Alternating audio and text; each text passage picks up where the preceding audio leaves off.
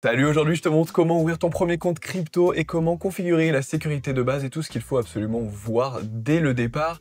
On est dans la 9e vidéo de ma formation crypto gratuite, donc si tu savais pas, c'est une playlist que tu peux retrouver sur ma chaîne éponyme Yann Pellenard. Pense à t'abonner, vous êtes déjà 28 000, c'est cool si on se voit encore un peu plus. Bon, du coup, là on est directement sur ma chaîne. En gros, ce que tu peux faire, c'est en dessous de cette vidéo, aller en description et dans la description, récupérer le lien des plateformes qu'on va avoir de suite. Donc tu auras soit Binance, Swissborg, BitGet, selon ce que tu as choisi. Dans tous les cas, c'est la même chose quand tu vas ouvrir un compte. Il y a des petites différences, mais en soi, il faut vraiment mettre en place la même chose. Les deux seules qui sont vraiment différentes, ça va être Swissborg et du coup Binance, qui sont un peu... voilà, Swissborg c'est seulement une application et Binance c'est vraiment une plateforme classique. Donc en description, par exemple, là, il y a mon lien Swissborg, donc toi, tu iras choper les liens. Quand tu vas cliquer dessus, ça va te rediriger vers une page, donc si tu es sur ton ordi, qui va te proposer de télécharger l'application. Donc tu vas pouvoir scanner le QR code ou cliquer en haut à droite sur commencer. Alors si tu es sur le téléphone, déjà, ça va t'envoyer directement vers ce qu'il faut. Donc tu scannes ça et ensuite, je rebascule sur l'application pour te montrer, je te montrerai du coup comment ça va se faire. Mais en gros, quand tu arrives, on va te demander du coup ton nom, prénom, adresse mail, et tu vas devoir remplir tout ça. Ce qu'il faut savoir, c'est que sur Swissborg, tu as une sécurité de base qui est toute petite à mettre en place parce qu'il n'y a pas besoin de quelque chose d'énorme, vu que c'est seulement sur téléphone et pas sur ordinateur. C'est beaucoup plus difficile de hacker une application mobile qui n'est pas connectée à une plateforme du coup sur ordinateur ou ailleurs. Donc, la seule chose que tu dois configurer, c'est un code à 4 chiffres qui, pour le coup, est assez sécurisé. Ne mets pas ta date de naissance ou quoi que ce soit. Et ensuite, une fois que tu auras mis ce code à 4 chiffres, tu vas devoir arriver, voilà, tu vas compléter du coup toutes tes informations que te demande Swissborg. Et ensuite, ce qu'il faudra que tu fasses, c'est que tu fasses ta vérification d'identité. Honnêtement, maintenant, ça prend quasiment 1 minute tout au plus. Donc là, il va falloir que tu fasses un petit selfie de toi, une petite photo de ta carte d'identité. Généralement, ils peuvent te demander des petites vidéos ou des petites photos, tu verras, c'est très simple, mais ça, c'est vraiment obligatoire, et c'est obligatoire dans toutes les plateformes en Europe, toutes les plateformes centralisées, donc c'est pas propre à Swissborg, c'est comme ça. Si tu veux commencer à trader, pouvoir retirer tes sous, tu es obligé d'avoir un KYC, donc Know Your Customer, donc une vérification d'identité de base. Ensuite, une fois que tu seras sur la plateforme, eh bien, tu pourras déjà commencer à déposer ton argent, mais ça, ce sera du coup la prochaine vidéo où je te montrerai comment déposer l'argent et acheter des cryptos avec. Maintenant, on va directement passer à Binance. Alors oui, parce que Swissborg, c'est tellement facile et rapide que en fait, je n'ai pas grand-chose de plus à te dire que ça prend vraiment littéralement 3 minutes de configurer ton compte. Voilà, un bon mot de passe et faire ta vérification d'identité et basta. Alors sinon, si tu veux te créer un compte Binance ou même toute autre plateforme, tu auras le lien dans la description de cette vidéo ou de celle d'avant. Je ne vais pas te mettre 36 000 liens, je vais te mettre les liens des plateformes que moi je t'ai recommandées selon tes profils, comme je te l'ai dit avant. Bref, du coup, si tu arrives sur Binance, tu vas arriver sur cette plateforme où tu vois d'ailleurs le nombre de nouveaux utilisateurs qui ne fait que monter. C'est vraiment aberrant le nombre d'utilisateurs qu'il y a par minute. C'est vraiment une dinguerie.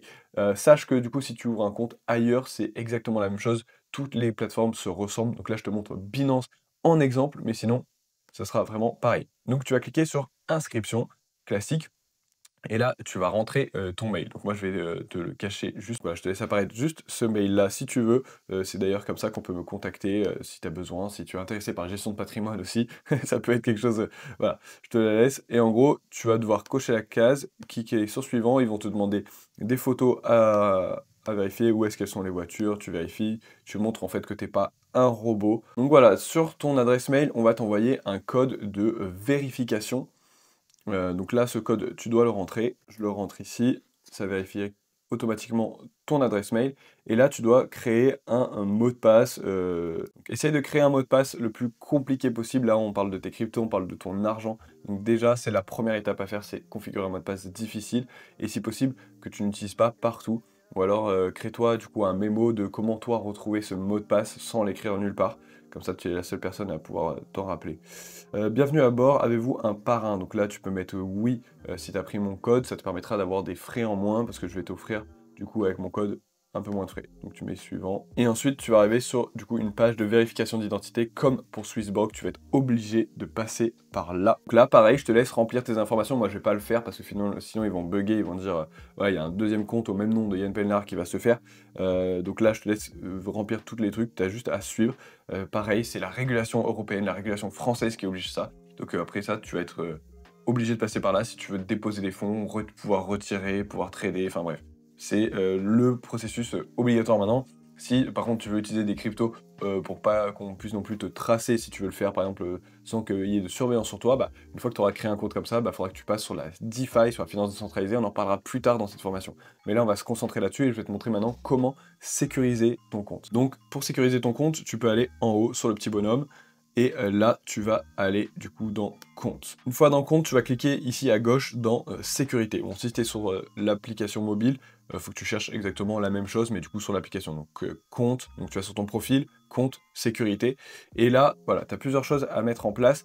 C'est vraiment le parcours obligatoire, ne sous-estime pas ça. N'importe qui peut avoir un tracking de tes mots de passe et rentrer sur ta plateforme et te retirer tes fonds. Si tu n'as pas configuré ça, il faut absolument configurer un 2FA, donc un code à double authentification. Pour ça, moi, ce que je te conseille, c'est d'utiliser une appli d'authentification. Donc c'est souvent, moi, par exemple, j'utilise Google Authentificator. Tu peux appuyer sur Gérer et ensuite, tu vas avoir, du coup, hop, activer l'appli Authentificator. Va directement te rentrer, du coup, dans ton application, ça sera marqué Binance et tu auras un code à 6 chiffres qui va changer toutes les 30 secondes. Par contre, avant de passer à l'étape suivante et de cliquer ici, toi, tu dois absolument retenir ce mot de passe là, ce code qu'on te donne ici, et le noter précieusement quelque part parce que c'est le seul moyen, si tu perds ton téléphone ou que tu le casses, que tu n'as plus accès à l'application d'authentification, la double authentificator, eh bien ça va être le seul moyen de retrouver l'accès et de récupérer ton code. Sans cette clé, tu ne pourras jamais retrouver, donc ça pourrait être vraiment délétère pour ton compte et tu pourrais ne plus jamais l'ouvrir. Si une fois que tu l'as fait, tu cliques sur suivant, et du coup sur ton application, bon là je te la montre pas, mais du coup, tu as un code qui change toutes les 60 secondes. Donc là, tu le mets avant que ça change, bien sûr. Tu cliques sur envoyer, et là, hop, ça a vérifié. Et donc ça, c'est vraiment une vérification manuelle qu'un hacker ne peut pas hacker sans avoir ton téléphone. Donc si on n'a pas ton téléphone, on ne peut pas accéder à ton compte Binance. Donc ça, c'est vraiment la sécurité ultime que tu puisses mettre. Ensuite, ce que je te conseille, c'est d'activer du coup le numéro de téléphone et l'email en cliquant sur gérer et gérer. Ça, je vais te laisser faire. C'est tout simplement pour le fait que le jour où tu veux retirer de l'argent, tu sois obligé de recevoir un code par mail, un code par message et un code par double authentificateur. Tu vas te dire peut-être c'est chiant, mais si tu mets ces trois-là, c'est-à-dire que personne ne peut retirer de l'argent de ta plateforme Binance sans ton consentement. Parce que là, il faudrait que le mec ait accès à ton appli, à ton numéro de téléphone et à ton email. Ça fait quand même beaucoup. Et en général, ça n'arrive jamais quand tu as configuré tout ça. À moins que tu cliques sur un mauvais lien, normalement, tu es bon. Donc voilà pour Binance et ce qu'il fallait configurer, on va dire en termes de vraiment la base des bases. Après tu peux regarder, d'autres choses, tu peux activer beaucoup plus de choses au niveau de la sécurité avancée. Tu vois, tu as plein de possibilités, ça dépend de quel point tu es parano et à quel point tu as beaucoup d'argent. Voilà, si tu comptes mettre 100-200 $, là ce qu'on vient de faire, c'est largement suffisant. Si tu commences à laisser des, 10, 20, 50, 100 000 sur la plateforme, envoie toute la sécurité possible et encore mieux, achète-toi une clé Ledger, on en parlera plus tard, donc un hardware wallet, ou pas forcément un Ledger, mais il y en a plein d'autres, mais un hardware wallet, c'est un wallet du coup matériel sur lequel tu vas stocker tes plateformes. Alors c'est pas vraiment stocké dessus, on en parlera de la petite nuance, mais dans l'idée, ce que tu dois retenir, c'est que c'est vraiment le seul moyen de super bien stocker ses cryptos, on va dire au niveau de sécurité optimale. Bref, on a fait le tour pour la sécurité.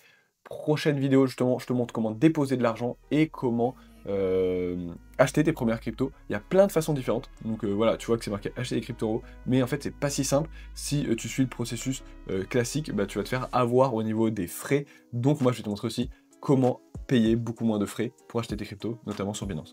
Et on montrera aussi Swissborg. Allez, je te laisse et je te dis à bientôt et à de suite pour la prochaine vidéo. Ciao!